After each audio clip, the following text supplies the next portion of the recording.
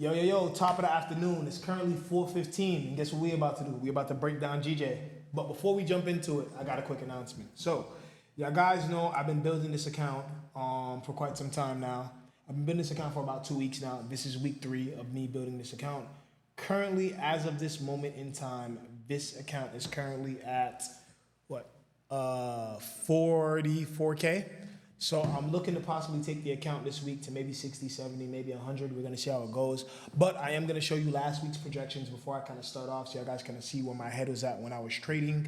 And then I'm also going to give you the insight for this week as well. So with that being said, let's go to the land of the charts and let's punch in. But last thing, let's remember to keep God first throughout the whole process. You feel me? All right, cool. So let's jump into the land of the charts. Bing, bam, boom. All right, so here we go on GJ.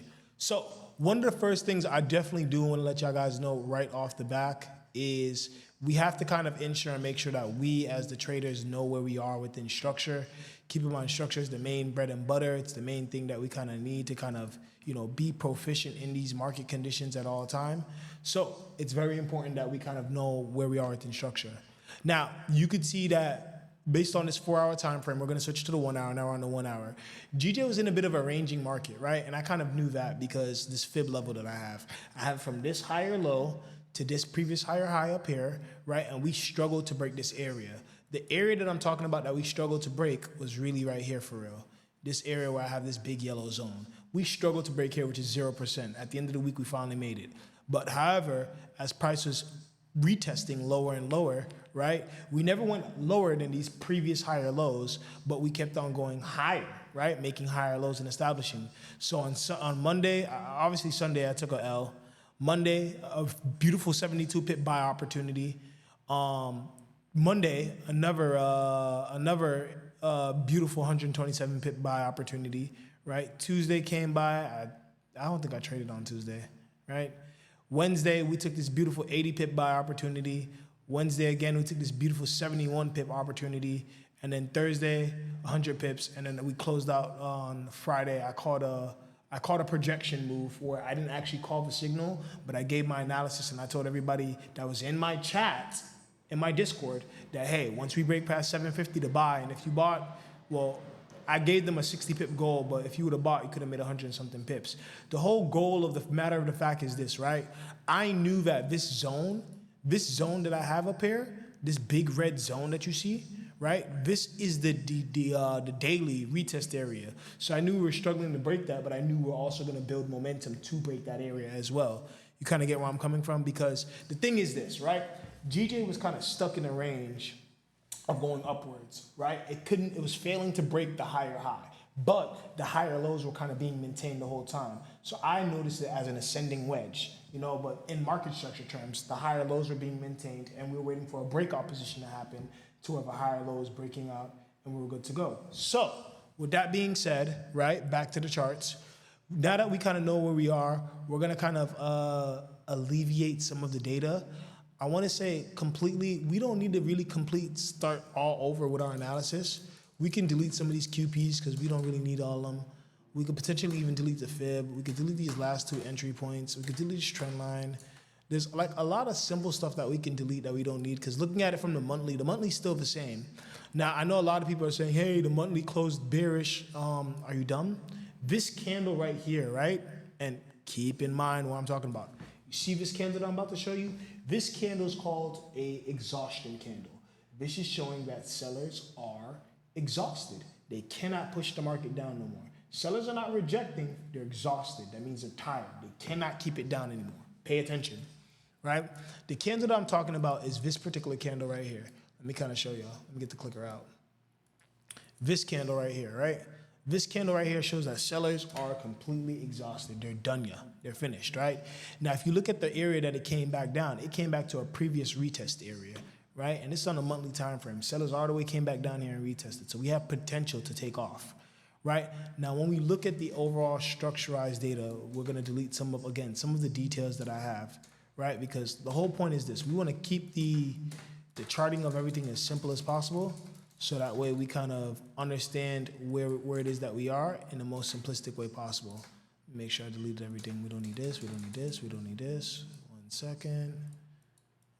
I'm just firing off the delete button. I know y'all hear me just trying to click away. Yeah.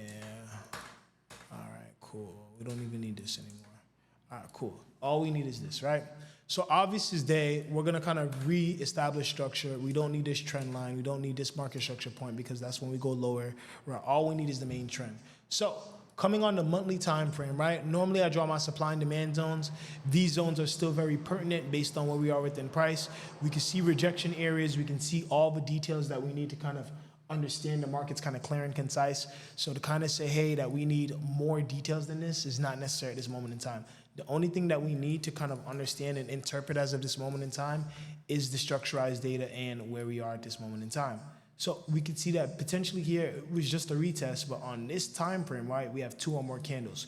If you guys don't know what 2 or more candles mean to me, it means that we have a sense of structure, right? So even from this area right around here, the markets came and tested 50%, but it's settling at 23.6.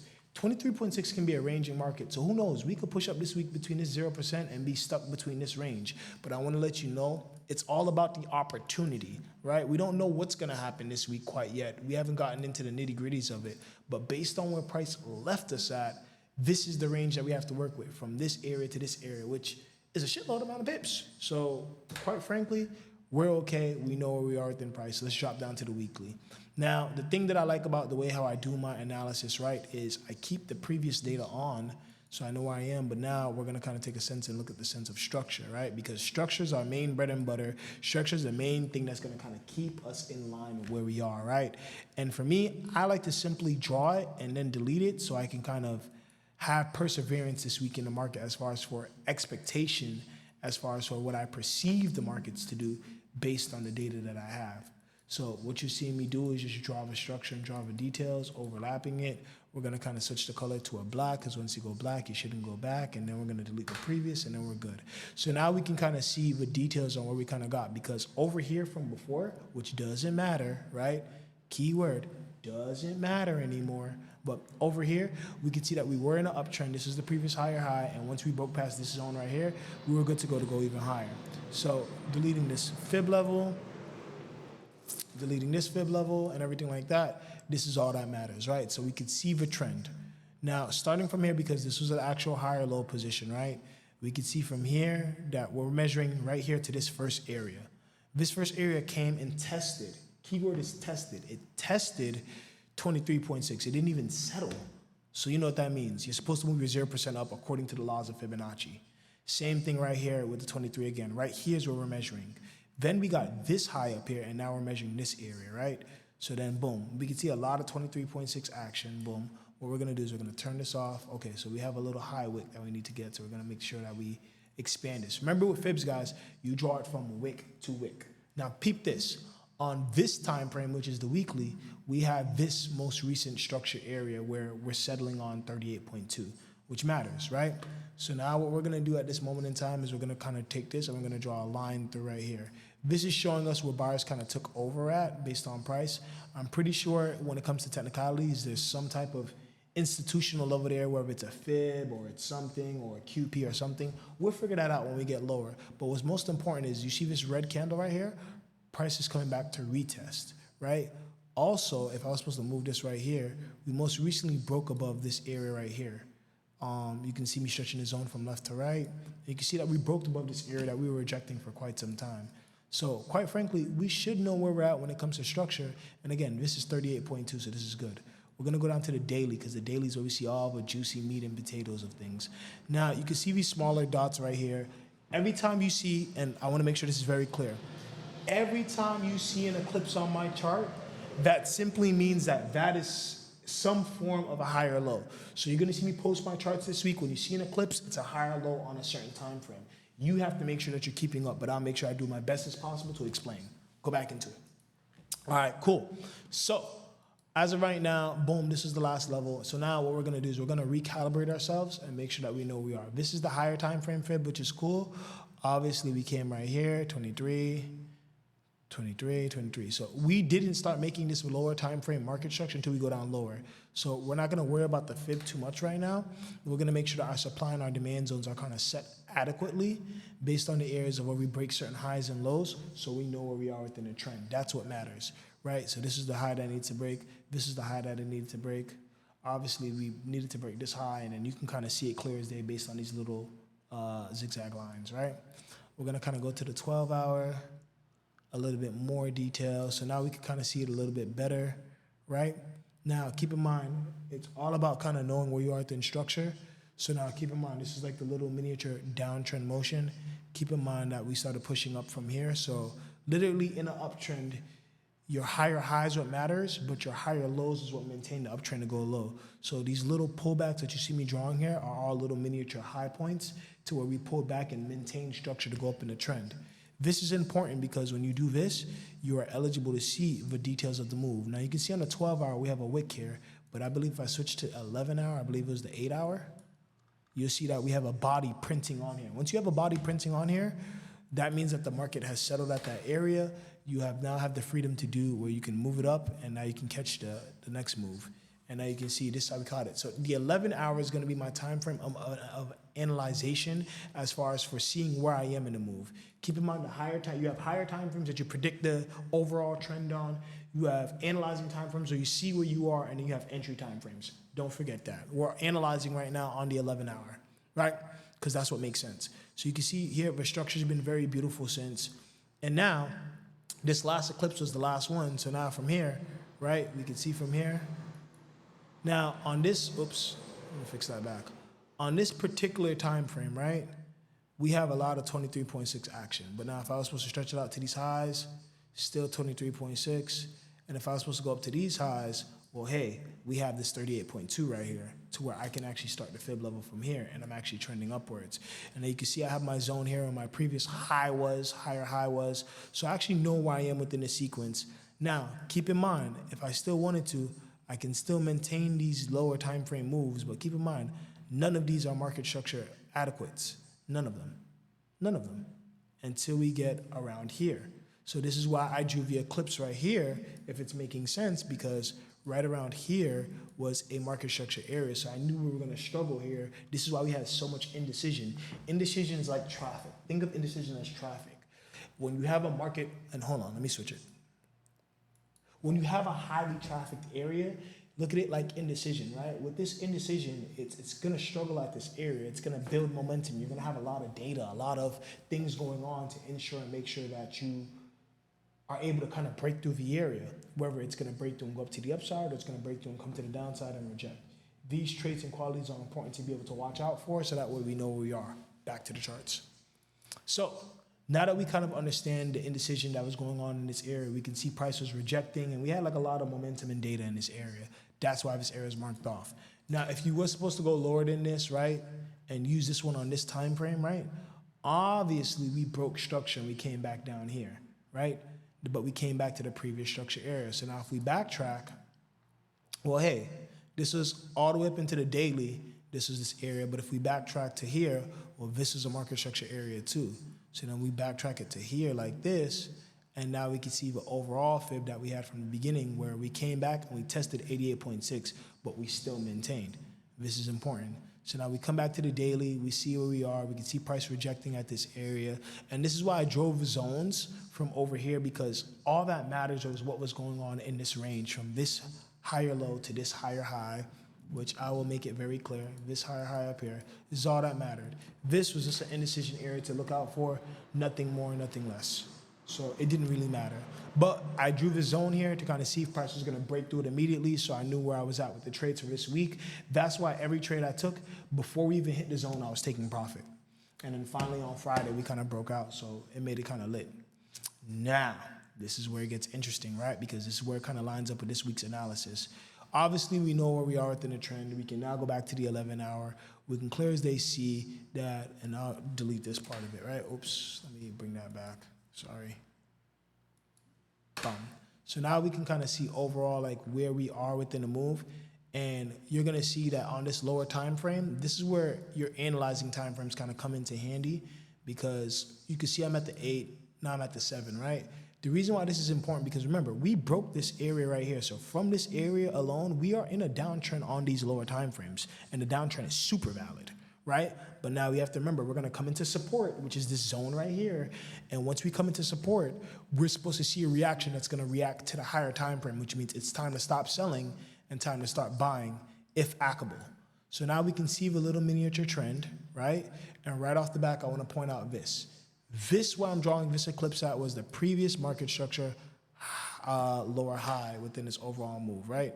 So we have two. So we're gonna make this one green, right? We're gonna make it green, so we know that this is for the buys, and make it black. Wait, green, and then make the black line black. Boom. We're gonna clean it up a little bit, not so fat and chunky, right? Because this is the area that we should be looking at buys for the higher time frame. Because keep in mind, we have the fib, right? The fib is what's important. We have the fib, so when we zoom out to the fib, god damn, I had the fib set to infinity and beyond, right? This fib level is at the 88.6 to where we tested, right under it. So we know that, hey, we should be doing something down here, right? We didn't break structure until we shot up all the way up here to boom, right? And then we kind of made a pullback. We failed to make a lower low, and then this move pushed up and broke structure. So now we can see that from here, we broke structure, and that this was the area that broke structure up. So now we can begin to start measuring from here, right? So measuring from right here, from the 7 hours perspective, we can see that we tested 50% and landed on a 38.2 essentially. So boom, we have a higher low, right? And this is just me using the 7 hour, and the 7 hour is a little bit higher, so we'll be able to eliminate more data that we're looking for. You can see, boom, we have another one right here. And then from here, the trend is, it's pretty clear in itself, right? Like that, hey, that we're going up, we can even use this wick. And then from here to here, this is the great range that I was talking about. So you remember that 38.2 area that I had before on my charts? This is why I had it, because of this great, beautiful range right here. Probably if we go down lower, there's probably more details that I can get. Like, for example, right around here, there was a higher low, but none of them really kind of settled on 38.2 from this area. So what we got to do is now we got to do the analyzing work from this market structure area here to make sure that none of these areas, as we go down lower, give us any more data that we need, because we're maintaining from right here. So now what you do is you draw your fib from wick to wick. And at this moment in time, okay, so see? So now we have another eclipse that we can add right around here, right? Because this is the 2 hour market structure area. So this is where labeling and color coordination is actually going to come into play, because if you're one of those traders that do that, you'll be able to kind of stay ahead of structure and kind of see. You can see here that we settled on 60% mainly, and then 50, and then so on and so forth. But from here to here, we mainly settled. This is the lowest point that it came to right here, which is 61.8. And to make it a little bit more interesting, this is why drawing your zones at your higher highs are important, because if you had this one drawn, you would have seen the retest of this area right here that we were waiting for to make the move go up.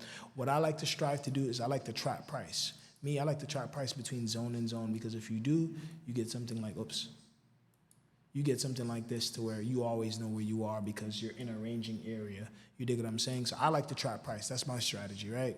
Well, a little bit of it, but boom. So fib level again, just to make sure everybody's following from here to here, and boom, and we're just maintaining. So now we got a 61.8, we know where we are. We can see, based on the eclipse, that the higher lows are getting higher. None of them is getting lower or equal to, right?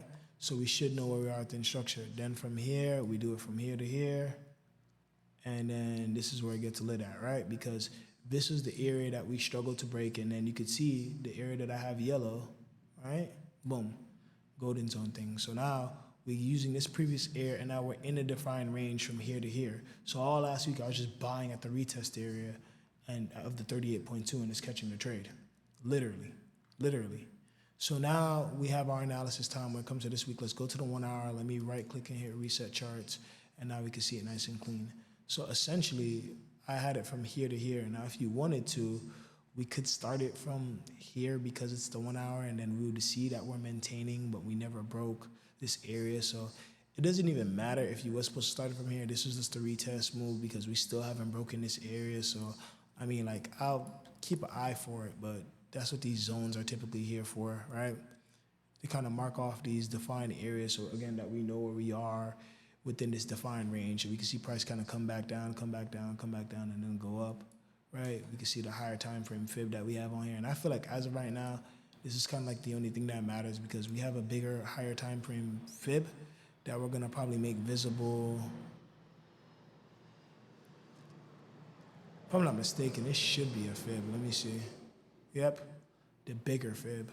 We're gonna make this visible on the higher time frame. So let me see, go to settings, visibility, and we're gonna uncheck the hours and just leave it for a daily so that when we go back to the 1 hour, the only fib that we're worrying about is this. All right, cool.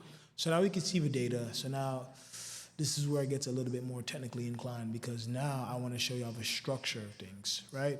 So price came back down here, came back up, came back down, came back up, came back down, came back up, came back down, came back up, came back down, came back up, came back down, came back up, came back down, came back up, came back down, came back up, came back down, came back up, came back down, came back up, came back down, came back up, came back down, came back up, boom, and then we retested, and then we took off. So we already got the confirmation basically right here. So because I see structures kind of abiding by this area right here, I want to make this little area in black so I can do the lookout for this area, right? We're gonna go to style, we're gonna make it yellow, make it in black, and then boom. So we kind of already retested from here, but we still have yet to really break this area. So next what I'm gonna kind of do is I'm gonna add what's pertinent in this area called QPs. I'm gonna start off with my majors, right? These major levels are institutional levels of buying and selling, right? So now we have the 92 flat because we haven't broken here. And then from this range down here, we'll have the 190. Y'all guys give me 1 second. You can let her up.